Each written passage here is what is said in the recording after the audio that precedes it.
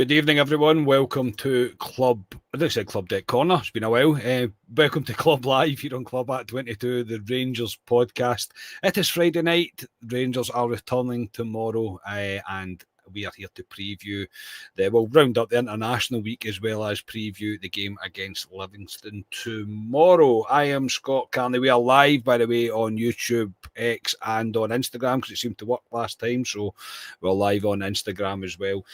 But pop over to the YouTube channel, subscribe to this channel. You can get yourself involved in the live chat with all our good community that are there. It's good to see you all, and I'll come to you very shortly. But yeah, as I said, I'm Scott Carney. Joining me tonight is Alistair Pearson. Ali, we have just had a fantastic conversation about dentistry. Is that what you call it when you're talking about it? Previously, the both of us are going through right now. You're far worse than me, mind you. But yeah, it's good to see you, Ali. How are you? Yeah, we'll keep our dentist chat to... Yeah, but we get beat or something. We can do a full podcast. We can do a full podcast on our dentistry problems. Yeah, no, I don't think many folk like going to dentists, to be fair. But I hate it, man. But yeah, you need to go there, unfortunately. But I take it Scotia's still not come off the ceiling after Scotland's heroic victory during the week. I actually sat and watched it. Mental game, to be honest. Fantastic goals in it. And well done to Scotland for making the World Cup after 28 years. France 98. I remember that the first game, Brazil-Scotland, Scotland got beat 2-1. So I'm sure Scotia will be looking at options to go to Mexico, Canada, and America. I know he did get an invite from one of our subscribers to potentially stay with him as well. So I take it Scotia. Well, we'll see Scotia tomorrow, hopefully. Yeah, no, he's not going. He said that in the chat. He's not going. Is he not going? Christ, no, he says he's got to work tomorrow. So I mean, putting two and two together, mate, I think the celebrations might have got the better of him, and he's making up for maybe a no-show at work. I don't know, but fair play to Scotland, mate. It's not something we often talk about, mate. I watched the latter stages of the second half, probably the last 20 minutes or so, and yeah, crazy. And I say I'm not going to jump on the bandwagon all of a sudden and pretend that I'm sitting here with a kilt on and that all of a sudden I'm part of the Tartan Army, because I'm not. But I was delighted to see it, mate. And at the end of the day, my team plays football in Scotland, so I want the Scotland national team to always do well, because it ups the reputation of my country, of where we play. So yeah, congratulations to Scotland on a fantastic achievement. About time too, really. But they kind of did it in a bit of a I don't know, a flurry's wrong, a bit of flair, a bit of like all the people that were at that game, they'll not forget that in a hurry. They're not going to forget that night and just everything the way that it panned out and how it happened. So no, it must have been a hell of a night if you're that way inclined. And yeah, it's brilliant for Scotland. It really is brilliant, and I'm sure Scotia very much enjoyed himself. He very much enjoyed himself. I think he would have had a few of the local beverages, mate, I think, to get yourself through after that. So no, fair play. Absolutely fair play. Just before we go any further, just a word from our sponsors, Lux Lift Events. They elevate your occasion. Maybe not elevate it as much as another team's AGM, but they will definitely make it a memorable occasion for all the right reasons. So their Christmas stuff, wedding stuff, etc., there's all that's over on their socials. The link for their socials in the description for this podcast. Go and check them out, and thank you to them for their continued support of this podcast. Ali, quite a lot to get into tonight, various bits and bobs. Obviously Scotland was one of the ones I thought I'll have to say, because if I don't say congratulations Scotland, people will accuse me of not being Scottish, which is always a fun thing to get in the comments, mate.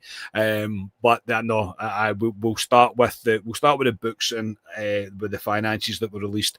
And I know they're extremely boring, these spreadsheets, and going through it all, and trust me, I'm not going to sit and go through absolutely everything, but you will need to humour me just for a little minute as I do read out some of the kind of key points from what we've seen over the after kind of going through the books. So as I say, just bear with me, and I'll try and explain it in the best way that I can. But yeah, Rangers released their 24-25 accounts, and the kind of headline is the club posted a 14.8 million loss, but recorded a pre-player trading profit of 2.7 million. That's only the second time that we have managed to do that since coming back to the Premiership. The revenue hit a record of 94 million, boosted by a strong European progress and 45 million in match day income, while operating cost and wage bill both came down. We were kind of stung with the kind of player trading, I suppose, with a 13 million loss there, plus the memorialisation, of and still paying off at least one former manager. A lot of outgoing transfers happened after the cut-off, so they don't show up yet, which obviously would have balanced the books a little bit better in terms of the Egerman deal and the Jeffy deal. They would have, if they'd accounted towards it, the books would obviously have looked a bit better, but that'll be in next year's. The club's cash position is healthier, thanks to obviously the new ownership, but there will still be room to move in January. But the big takeaway is that the core business is finally profitable. Europe and full houses are still obviously vital, and long-term sustainability depends on improving the player trading model. So I don't want to go into really massive depths and analysis of it all. We will kind of look at the headlines. Again, I'm not a financial guy. It's not something that I often dig into, but we have been hearing a lot of these words about sustainability, about profit margins, about the kind of record revenue that we're making, etc. So it's good to kind of, I suppose, see it written all down in black and white. Ali, the loss is slightly less than what we recorded last year. So again, I mean, a few million. So a few million is still a substantial amount of money. It is still going very much in the right direction. We are sustainable to an extent, but there is still a massive emphasis just now on the player trading. I think that's pretty. That's the thing that I took from it anyway. The most is that the player trading thing is still the pillars, if you like. If we're still going on the pillars, that's the one that's not quite performing correctly as of yet. And my biggest fear with that is the current squad and the recruitment that we did in the summer doesn't really leave us with a mass potential. It does only take that one player or one or two players to be considerable sell-ons in terms of how much we paid and how much we get back for them, but there is still quite a heavy reliance on this player trading model to work, and it's safe to say it's not quite hit the heights that they maybe expected. I know you've not had a lot of time to look into it, mate, I do get that, but based on what I've said, does anything stand out to you? Yes, as I said to you off camera, I've not looked at it at all. I've seen a couple of things in terms of revenue up, etc. The player trading models is a big one that you talk about there in terms of bringing money into the club. That and obviously sponsorship. Europe's a big one as well, which at the moment we're failing big style. Bums and seats at Ibrox as well, hospitality for all this, which again we're failing on this season if you look at Ibrox in terms of Europe this season. So it'll be interesting to look at the books next season with that. But yeah, it's good to see that the revenues are at an all-time high in terms of where we are. But the player trading model, that's the one we have to get right in terms of if we really want to start making money as a business. They need to get that right. And as you say, Carney, you look around the squad and it's maybe a pod on its own further down the line in terms of maybe later in the season with these players when you say who is an asset at Rangers at the moment. We have a lot of loan players there. The players we own, you look round about it and there's no much. I think we got lucky with Jeff Day in the summer for the 8 million, whatever it was. Egerman, we probably had to sell because I think he wanted to go. I don't think he wanted to be here. So he had to go. But you look around the squad at the moment and there's no really much there. Raskin was the kind of guy you said we should sell him in the summer. Looks like because of the World Cup, he's going to the World Cup. He'll probably be at Rangers till the summertime with a year's contract left. So what's his value at that point? I know he might have a good World Cup or whatever. Yeah, you need to hedge your bets on him having a storming World Cup. Yeah, so you're playing a bit of poker with that. So yeah.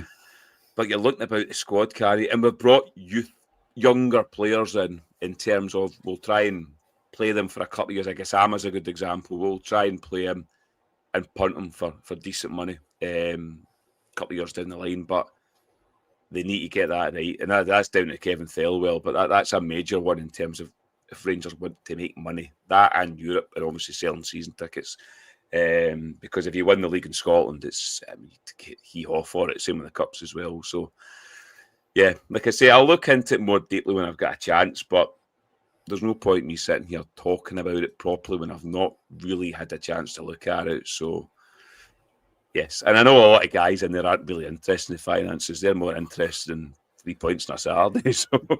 Yeah, but it's one of those things we still have to address, though, mate. No, as I say, it's still one of those things that we have to we have to bring up. I don't really get into the full detail of it all, and a lot of the buzzwords that were said by James Taylor as well when I watched the interview, I'm kind of losing interest in this.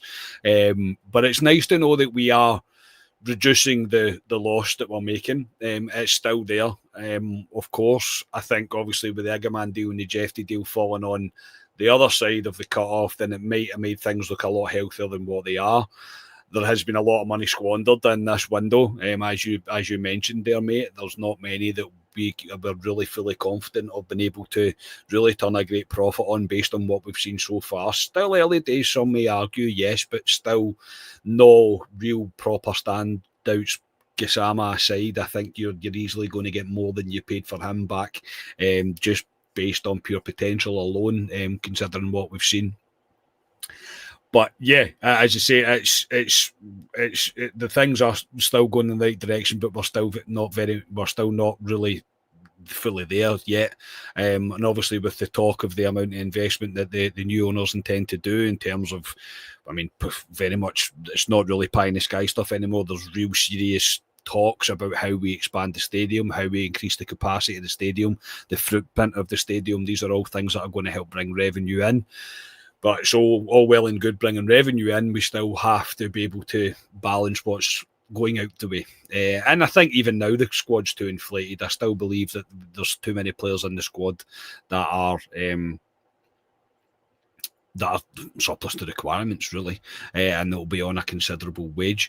And yeah, the European competitions are always going to be huge. I know a lot of us will say I can't be bothered with Europe, let's write it off, but it's massively important for the football club. It really is, in terms of financial returns that it can bring, in terms of hospitality and things like that. And there is no doubt with the way things went under Russell Martin, with the drop in hospitality sales and things like that, the owners would have sat forward and took note of all of that. This is all very important to them. That's where their profit really stands in the match day experience. They won't be overly concerned with. I don't think they'll be overly concerned with the attendances dropping as much as they did, because at the end of the day, the waiting list for season tickets is massive, and they would be able to sell season tickets again. And that's why a lot of people say, oh, why do you go? Why do you continue to renew your season ticket? Because if I give up my seat, I ain't ever getting it back, and I want to sit where I sit forever. So that's my main reason for keeping a hold of my seat. But yes, that is the books. I say, I don't want to bore people too much longer. That was the books. That is what we're saying. Still a way to go, but there's not really any massive red flags, really barring the kind of player trading bit that makes me think there is a lot of emphasis on that when the squad that we have currently is not exactly it's not one full of potential.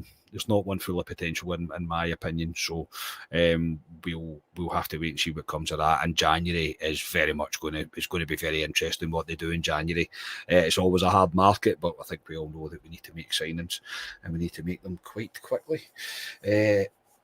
We'll move on to the Thelwell interview, mate, that was released at the start of the week there. Again, bear with me, everybody. I always get cautious of just reading out kind of not statements, but bits after bits. But I'm just going to broke it down into the main things. He basically laid out a kind of more professional aligned structure behind the scenes. He kind of promised an active and smarter January window with the manager leading the sign-off, and he doubled down on making the youth pathway a real part of Rangers' future.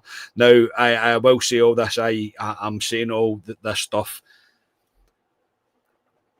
acting like it's not the guy that's telling me that it's sitting there telling me it, because I don't want to go back over old ground as well about whether I believe Thelwell should be there or not, because I don't believe he should be there. But ultimately, he is the guy, and he's going to be the guy going forward. So you have to take everything as kind of face value, I suppose, at that point, to try and analyse what he was saying. And if you take away from the guy that was saying it, what was said, actually, some of it made some sense. But club structure overhaul, even, he says that Rangers are actively redesigning the entire football structure, clearer roles, better processes, higher standards across the department, new specialist appointments in terms of data and recruitment support. The key aim there is to be like, what does great look like, and to build a kind of top level professional setup. As I say, in January, like previously mentioned, they expect Rangers to be active in January. Thelwell stresses collaboration. The head coach, Danny Rowe, has final approval on all signings. An interesting point, Ali. I'll pause there for that. What do you make of that? Thelwell coming out and saying that Danny Rowe will have final say on all signings. I'll believe that when I see it. I'll believe it when it comes from Danny Rowe's mouth as well. It's one of those ones that maybe he's trying to soften the pressure on himself there, but I don't think he would have said it without that agreement also being in place, if that makes entire sense, because he doesn't exactly want to fracture the relationship with the new head coach when he's only just in the door.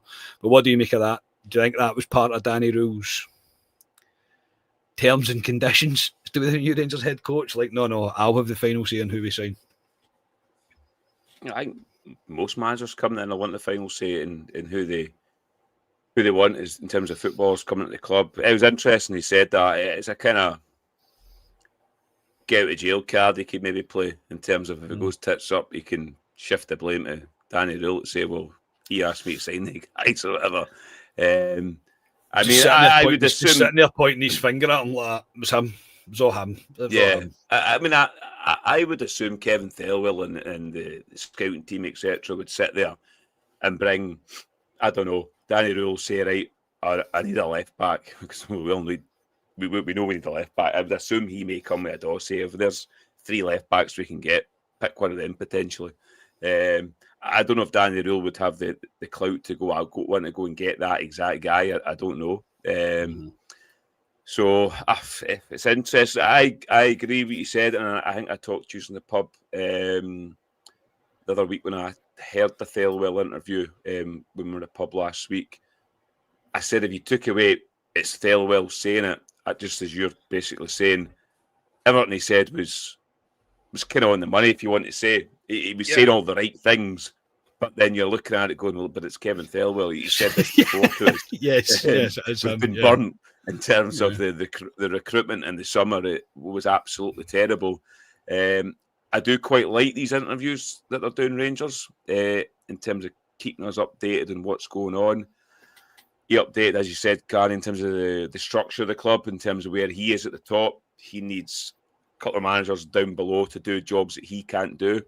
That's what he says in terms of what Danny Rule. That's why we brought a coach in, because ultimately they want them to coach the team in the park, and they want to take they're not a manager anymore in terms of looking after transfers and other side of the club. There's other people that will take that burden off them. So that's what they're looking to do in terms of the restructure of the club. But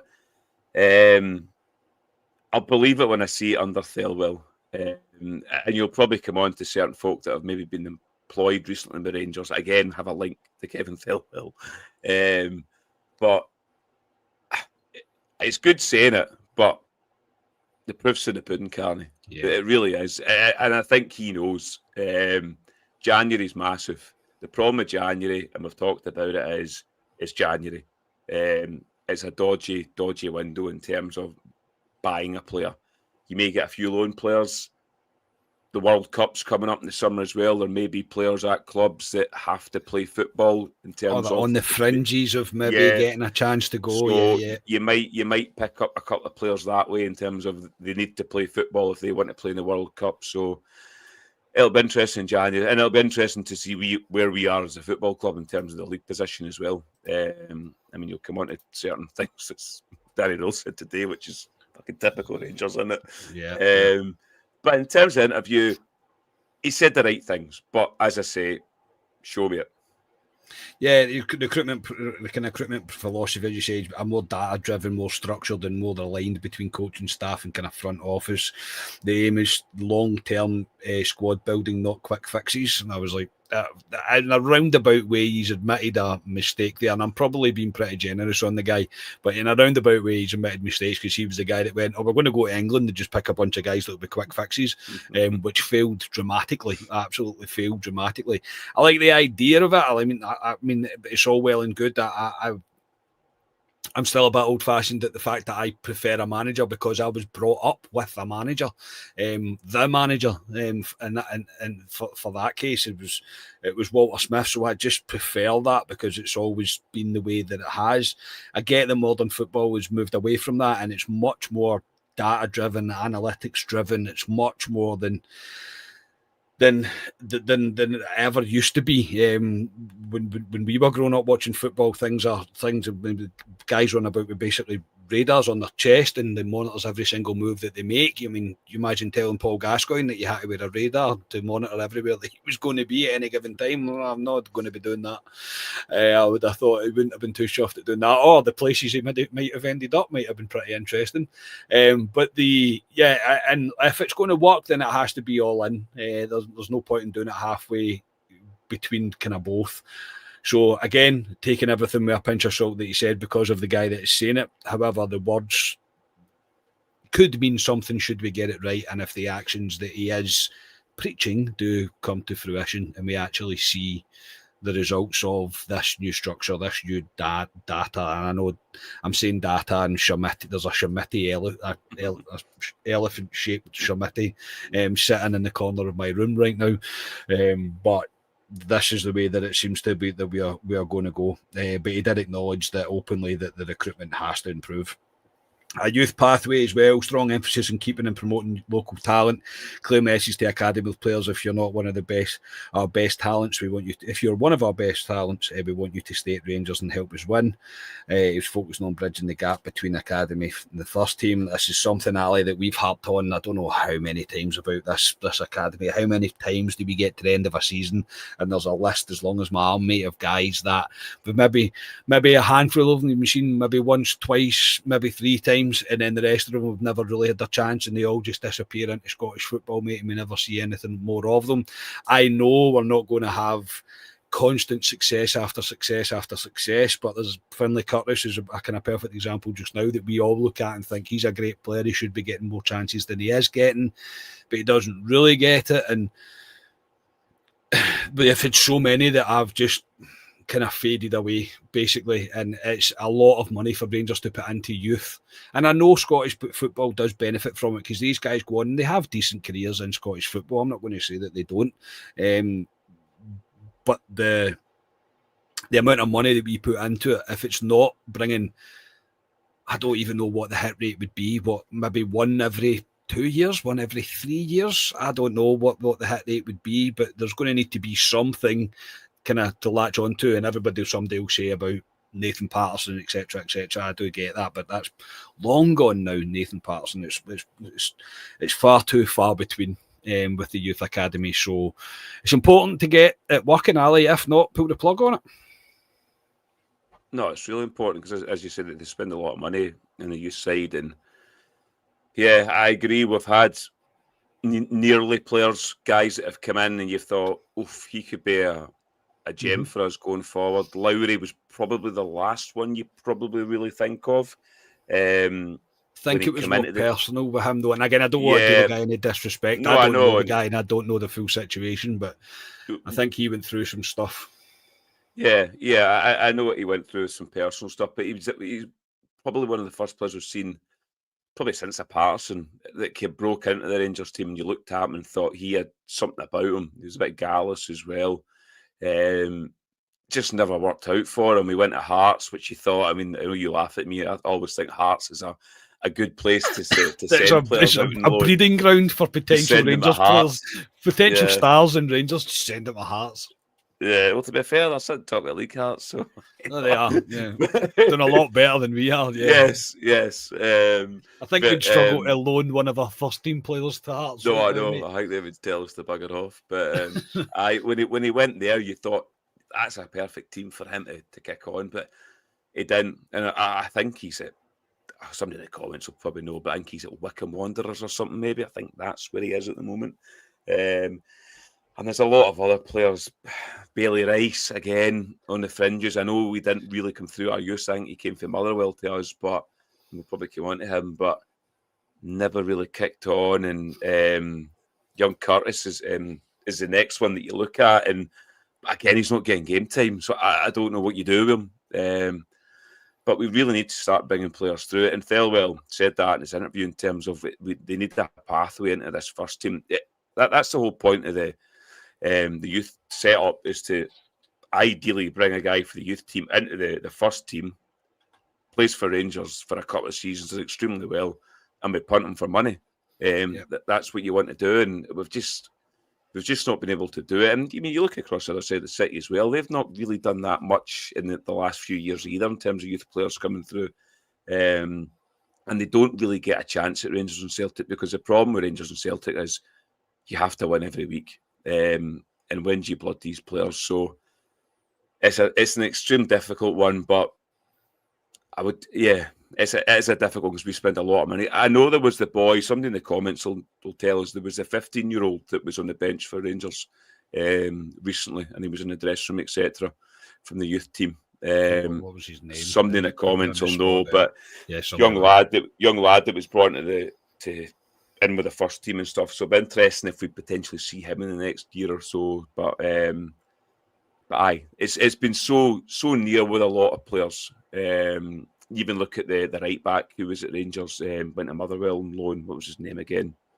I don't know if you remember his name, Carney. Played fullback, had ginger hair. Went to Motherwell on loan. Devine, Adam Devine. Yeah, another one where we thought he might do something.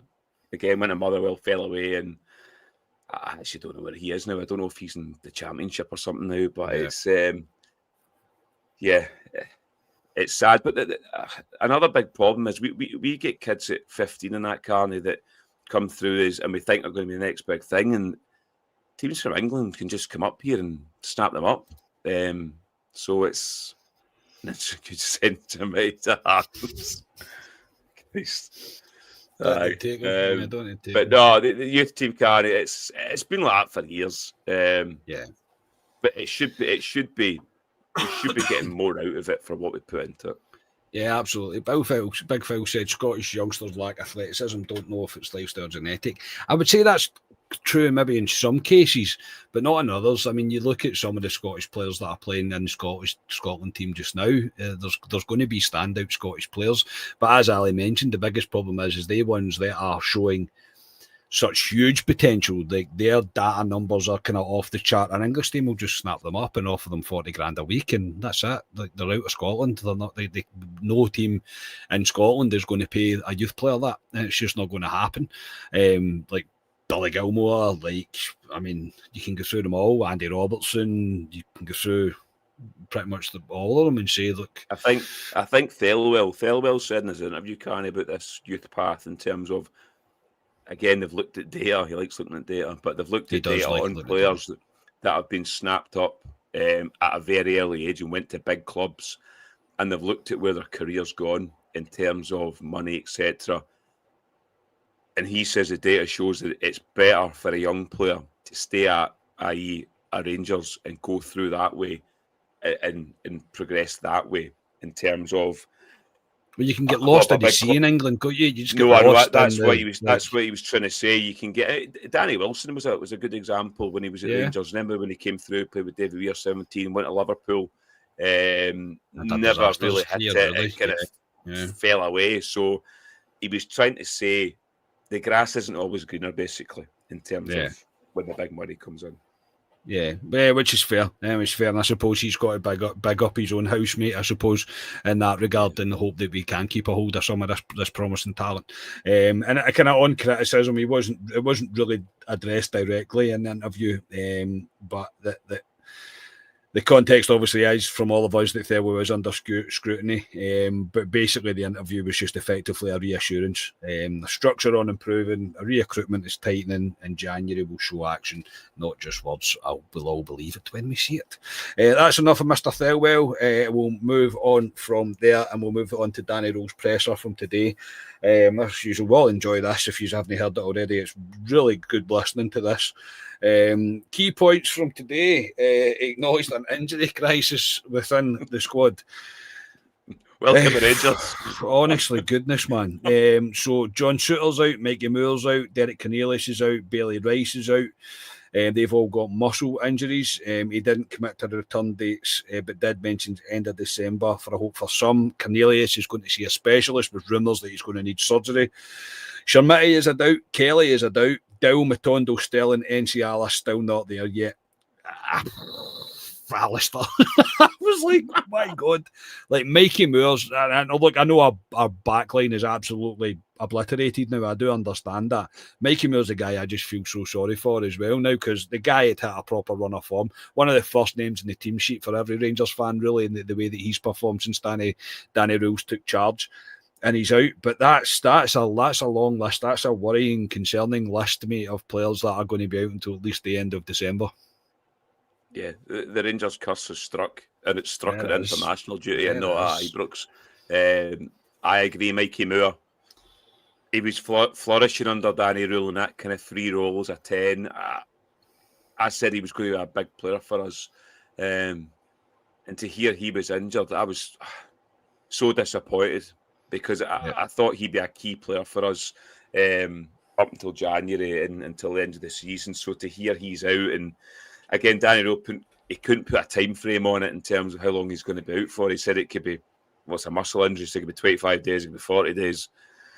He doesn't know. John Souttar, I did see that when I was watching the Scotland game, that he was in the starting lineup, and then he wasn't there. I thought, Christ, typical. I know John Souttar's not been great, but again, that's him out to at least Christmas time. Cornelius looks a bad one. How long's he? It could be surgery for him.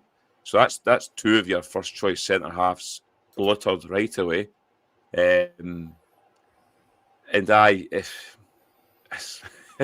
It's a curse of Rangers, Carrie. Danny Rule said that in his presser today. He said before international duty, he said we nearly had a full bill of clean health. In terms, I know you're right. Because he kept getting asked about his starting 11, didn't he? He kept getting asked about do you know your best starting 11? He was like, kind of making hints that he wasn't far away from it. And now that's completely out the window now. Yeah, no, it is, and it's just bloody typical, isn't it?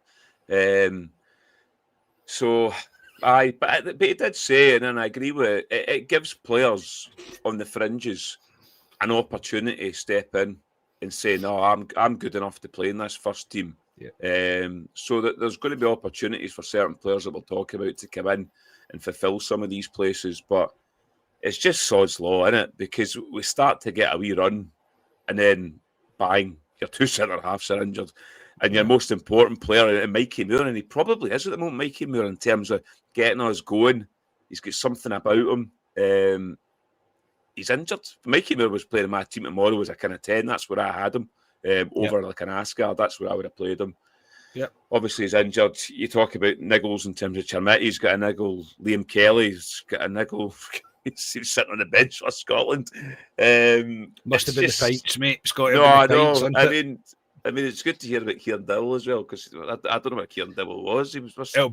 Kelly's will be a right bicep problem. They'll have. Aye.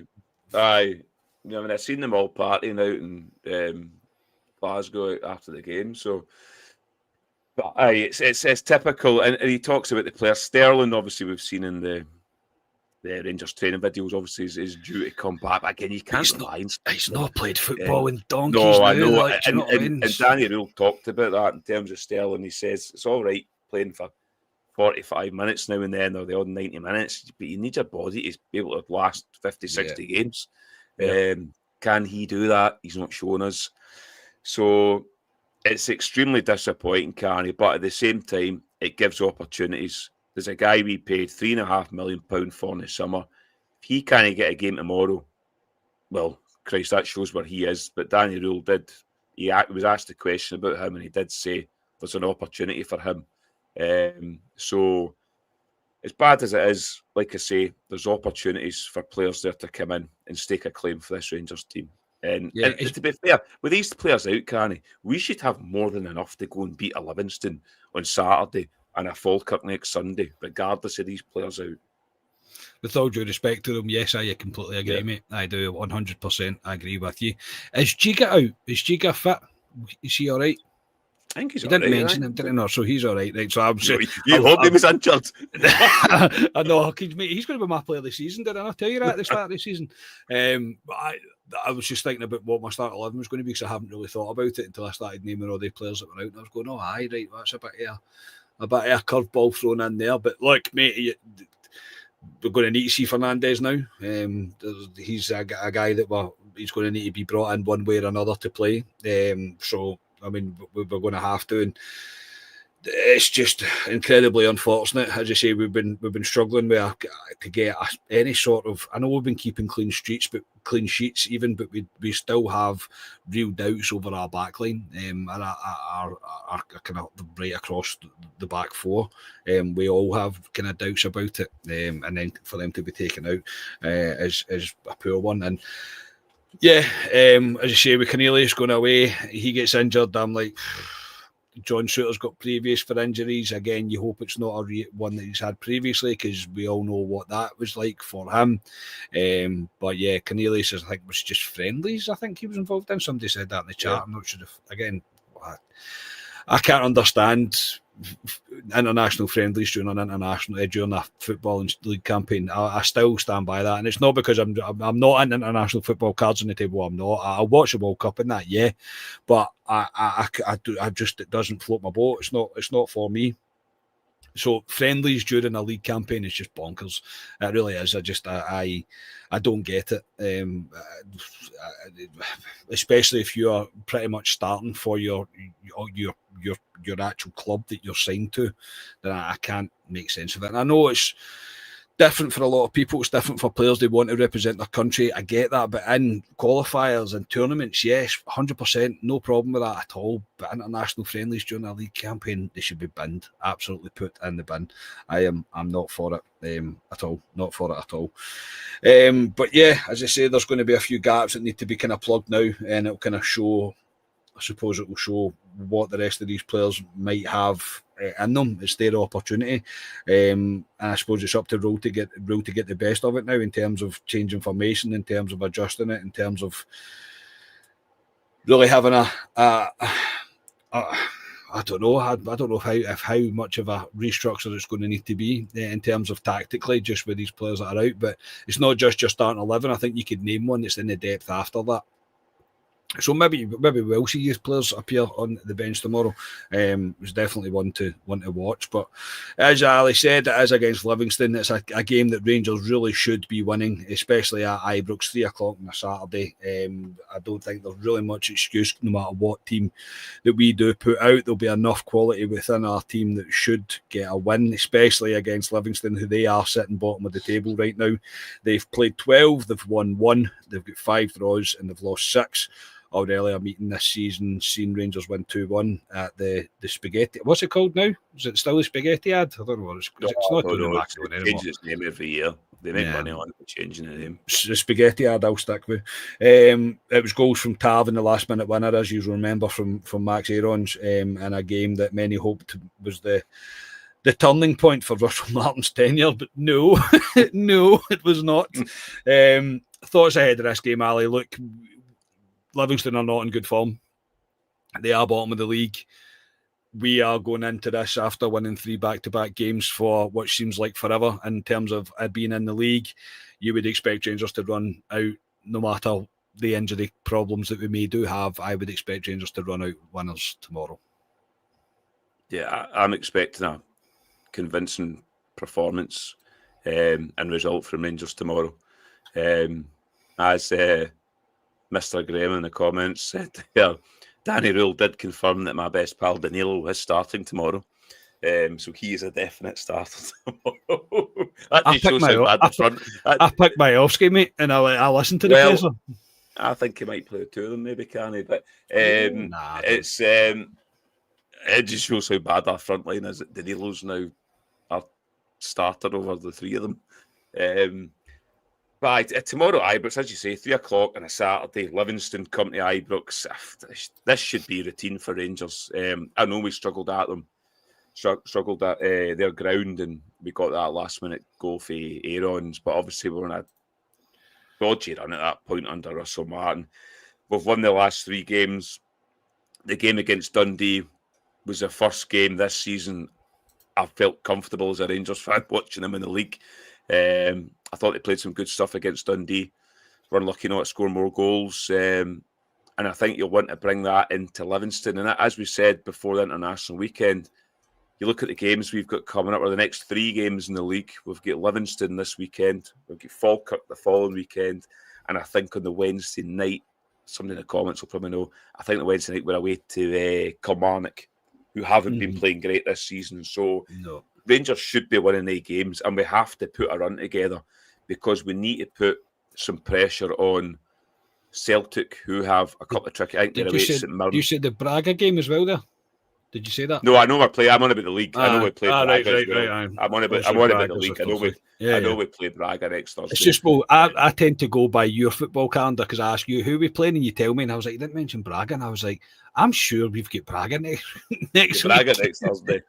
Yeah, we've got Livingston, Braga, Falkirk, and Kilmarnock. Yeah. So as I say, we've got to put a run together because we've got to start putting some pressure on another side of the city. They're away to St Mirren at the weekend, and I think they're away to Hibs the following weekend. Hearts play Aberdeen this week as well. So you never know. There's potential there for drop points. So we've got to keep the pressure on these teams above us, and we'll see where it takes us.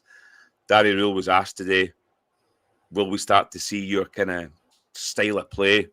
And his kind of answer back to it was, well, I just want to win football matches. He actually said, I don't care if we win 1-0, and it's crap, to be honest. The way I've said, I don't care. As long as Rangers win games of football every weekend, I don't care how crap it is. I know at the time maybe it's not great to watch, but ultimately if Rangers win games of football, they'll win shiny things that you want to see in terms of the league and cup. So that's what they need to do. They need to take it one game at a time. And Livingston on Saturday, no disrespect to Livingston, and I know they have the usual hammer throwers up there and they'll try and come and frustrate us, but we should have more than enough to beat Livingston on Saturday.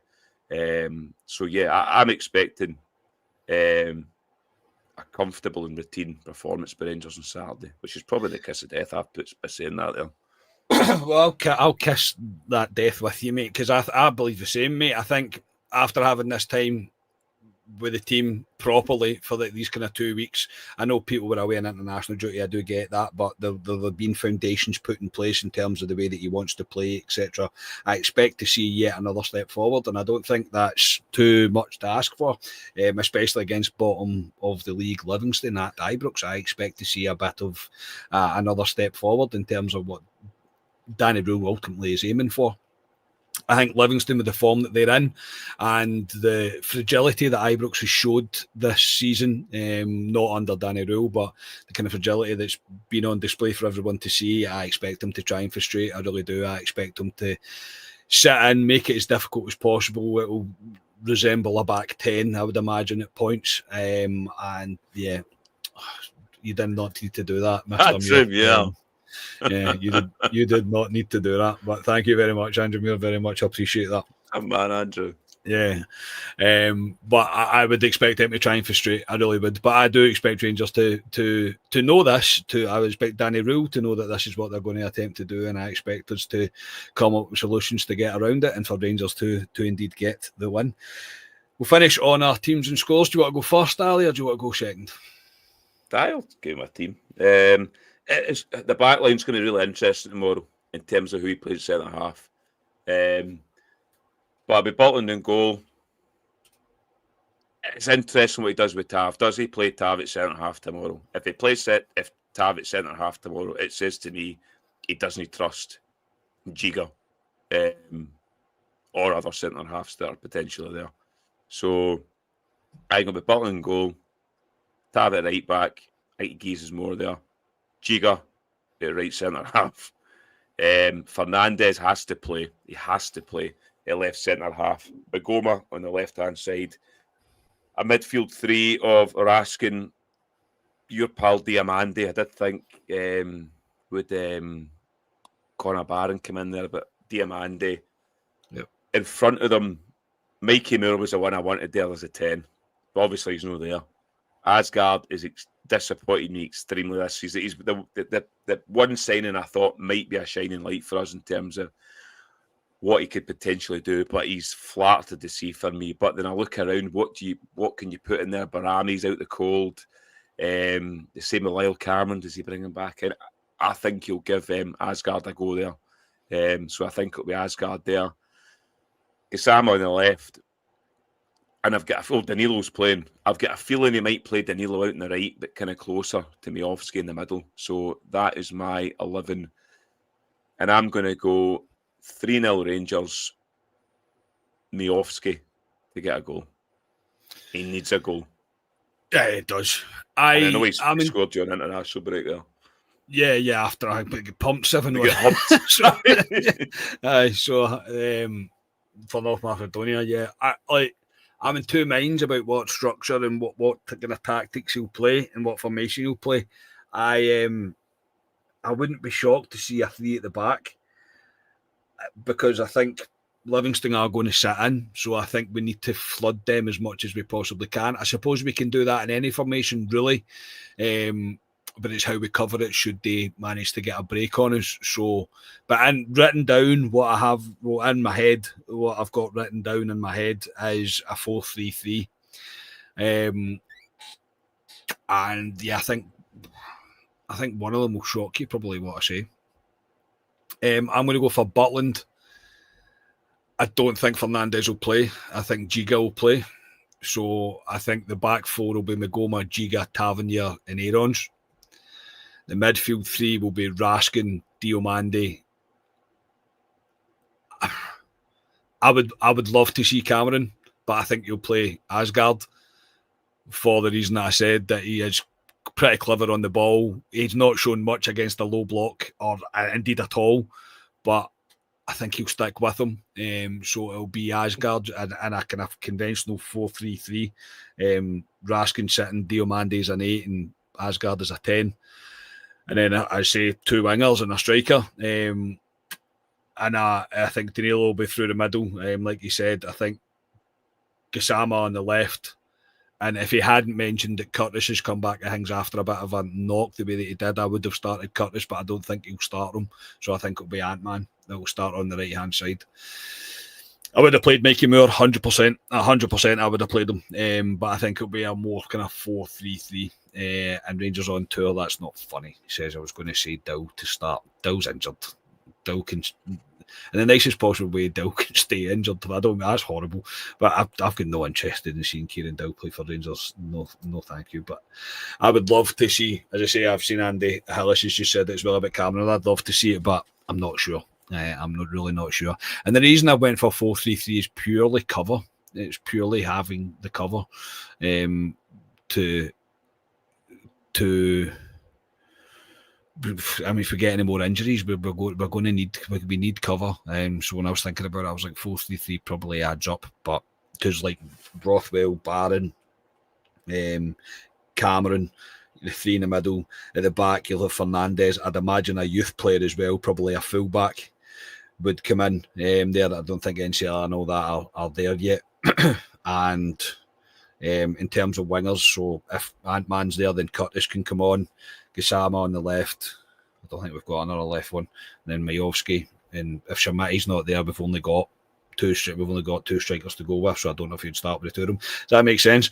I'm just trying to balance it out, if that makes sense. But I'm going to go for, due to the state the defence I think might be in tomorrow, I'm going to go for 3-1 Rangers. And I am going to go for, because Andy Hillis exploded when I said Ant-Man, I'm going to go Ant-Man to score first tomorrow.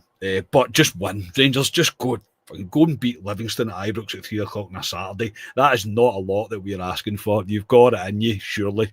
But I'm looking forward to it. Looking forward to getting back to Ibrox, and hopefully we see a 4th win on the bounce in the league. That will do us for tonight. Thank you, everybody, for tuning in. Thank you, Andrew, for the round. I'll be sure to get Alistair a beer with it tomorrow. But very much appreciated. And yeah, if you could all like the video, subscribe to the channel, that would be magic. We're on the push to 9,000 subscribers now, which is just crazy. So very much appreciated. Also, the podcast is about to turn 5. 5 years, Ali, we've been doing this. we're about to turn 5. I have plans for the birthday party. It'll be after the actual date, because I think it's early December. We're 5. I think, I don't know what day is it. 5th of December. For some reason, the 5th of December rings a bell. What's the day I go on holiday? 5th of December. Is it? Yeah, is it? Lucky you, mate. I don't care. But yeah, I'm getting things in. I'm getting things in line, and hopefully there'll be an announcement very, very soon for it. But yes, it'll be pretty special. So please make sure to stay tuned for that. Ali, for tonight, thanks very much, mate. I'll see you tomorrow. Yeah, no problem. Look forward to tomorrow. As you say, it's a Saturday. 3 o'clock, which is very rare, especially when you're in Europa League as well. So I'm looking forward to it. Please, Rangers, don't bloody ruin it. As I say, I'm expecting to go to Ibrox and see a convincing routine win by Rangers tomorrow. How it should be against, I no disrespect to Livingston, but how it should be against teams at Livingston. And yes, hopefully everyone will see us smiling, myself and you, tomorrow with a match reaction on Rangers convincingly beating Livingston. I'll take it, mate. I'll very much take it. Very much take it. So again, thank you everybody for tuning in. Like the video, subscribe to the channel, all the usual stuff. We'll see you tomorrow with the reaction after the game. And again, hopefully a 4th win on the bounce in the league. We are Club at 22, the Rangers podcast. Very much hope your team wins tomorrow. Cheers. Good night, everybody.